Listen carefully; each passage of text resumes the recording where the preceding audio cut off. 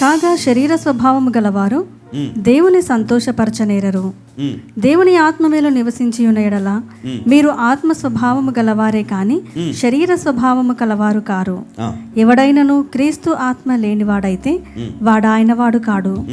క్రీస్తు మీలోనున్న ఎడల మీ శరీరము పాప విషయమై మృతమైనది కానీ మీ ఆత్మ నీతి విషయమై జీవము కలిగి ఉన్నది. చాలమ్మా చూడండి, ఇక్కడ కాగా శరీర స్వభావము గలవారు దేవుని సంతోషపరచలేరు. శరీర స్వభావము గలవారు ఎవరు? చూడండి కింద వచనములో, దేవుని ఆత్మ మీలో నివసించి ఉన్న ఎడల మీరు ఆత్మ స్వభావం గలవారే కానీ శరీర స్వభావం గలవారు కారు. ఎవడైనను క్రీస్తు ఆత్మ లేనివాడైతే వాడైన వాడు కాదు. హల్లెలూయా. క్రీస్తు మీలో ఉన్న ఎడల మీ శరీరము పాప విషయమై మృతమైనది. హల్లెలూయా. క్రీస్తు మీలో ఉన్న ఎడల అంటే దేవుని చిత్తాన్ని మీరు జరిగించిన వారైతే దేవుడు మీతో ఉంటాడు, మీలో ఉంటాడు. మీరు మరి ఈ పాప విషయాలు ఏమంట, మీ శరీర పాప విషయమై మృతమై ఉన్నారు. హల్లెలూయా. అంటే దేవుడు ఏం చేస్తాడు? మేము లోపటి నుండి మిమ్మల్ని పరిశుద్ధపరుస్తూ ఉన్నాడు. దేవుని చిత్తాన్ని నెరవేర్చేవారు ఏది చేసినా వారు మంచి చేస్తారు. ఇతరులకు హాని చేయరు, ఇతరులకు అన్యాయం చేయరు, ఇతరులకు మోసము చేయరు. వారు దేవుని కోసము ఇతరులకు మంచి చేయడానికి చూస్తారు కదా. వారి గురించి చెడు చెప్పరు, వారి గురించి సాడీలు చెప్పరు, వారి గురించి అబద్ధాలు చెప్పరు, వారి గురించి అలాంటి వారు వారి క్రియలను బట్టి వారు శాపాన్ని తెచ్చుకుంటారు. కానీ ఎవరైతే దేవుని చిత్తాన్ని అనుసరించి ఇతరులకు దీవెనకరంగా ఉంటారో వారు ఆశీర్వదించబడుతూ ఉంటారు. హల్లెలూయా. బ్లెస్ అవుతూనే ఉంటారు, పిల్లలు ఆశీర్వదించబడుతూనే ఉంటారు అద్భుతంగా.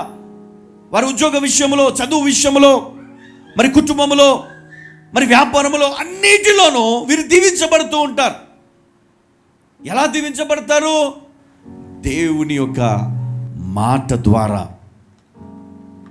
నాకు తెలుసు నేను దేవుని కోసం బ్రతుకుతున్నాను, నాకు తెలుసు నేను ఎవరి కొరకు బ్రతకాలో, నాకు తెలుసు ఏమి చేయాలో, నాకు తెలుసు ఏమి చేయకూడదో, నాకు తెలుసు ఏం మాట్లాడాలో, నాకు తెలుసు ఏం మాట్లాడకూడదో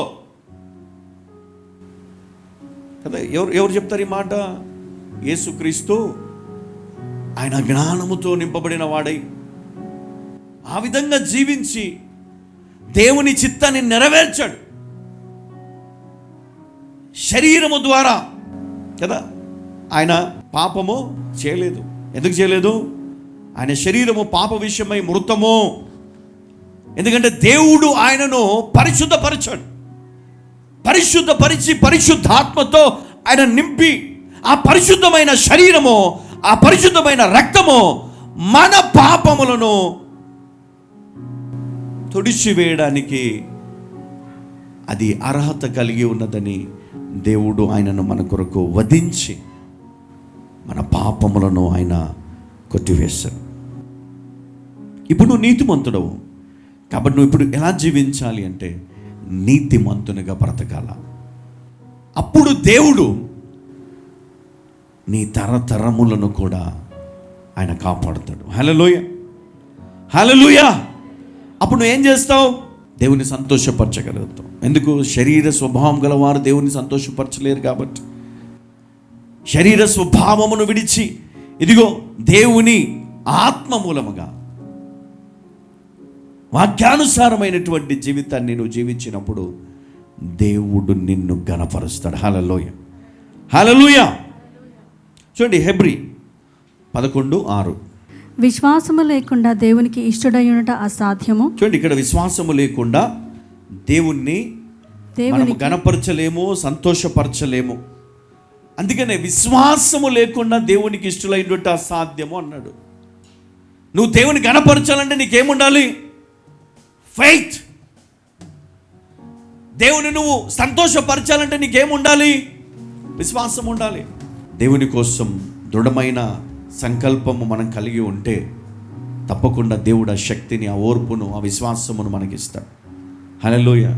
కొన్నిసార్లు కొన్ని సమస్యలు నిన్ను ఎంతగా నలగగొడతాయి అంటే నువ్వు లేవలేని స్థితిలోనికి వెళ్ళిపోతావు.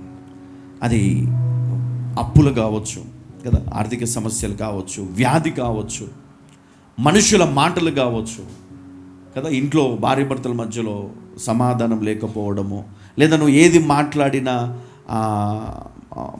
అవతల నుంచి నీకు దానికి తప్పుగా రిసీవ్ చేసుకొని అది నీకు మళ్ళీ రావడము, ఆ సమస్య తీరకపోగా ఆ సమస్య పెరిగిపోవడము, కొన్ని అర్థం కావు కొన్ని పరిస్థితులు మన జీవితంలో నలిగిపోతూ ఉంటాం. అందులో నుంచి బయటికి రావాలా? బయటికి రావాలి అంటే దేవుని ప్రార్థించే హృదయం నీకు ఉండాలి. ఇంట్లో సమస్యలు ఉన్నాయి, ఇంట్లో అప్పులు ఉన్నాయి, ఇంట్లో అనేకమైనటువంటి అవసరతలు ఉన్నాయి, పిల్లలకి ఎగ్జామ్స్ ఉన్నాయి, ఇదిగో ఇంటర్వ్యూ ఉంది, ఇలాంటివి ఎన్నో ఉన్నప్పుడు నువ్వు ఏమి చేయాలి? తల్లిగా, ఒక భార్యగా, భర్త వినడు, భర్త ప్రార్థన చేయట్లేదు, నువ్వేం చేయాలి?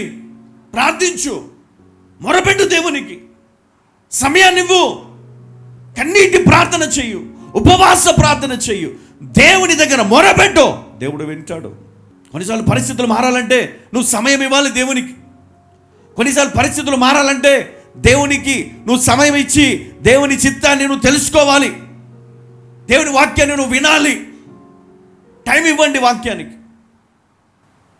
ఎవ్రీ డే దేవుని వాక్యాన్ని వినండి.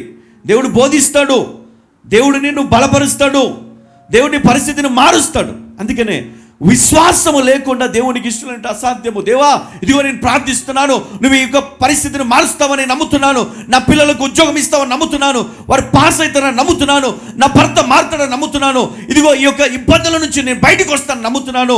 ఈ విశ్వాసము ద్వారా నేను నిన్ను ఘనపరుస్తున్నాను దేవా. ఆ విశ్వాసము ఆ సమస్యను విరగొడుతుంది. వారి విశ్వాసము వారి సమస్య నుంచి వారు బయటకు తీసుకొని వస్తుంది.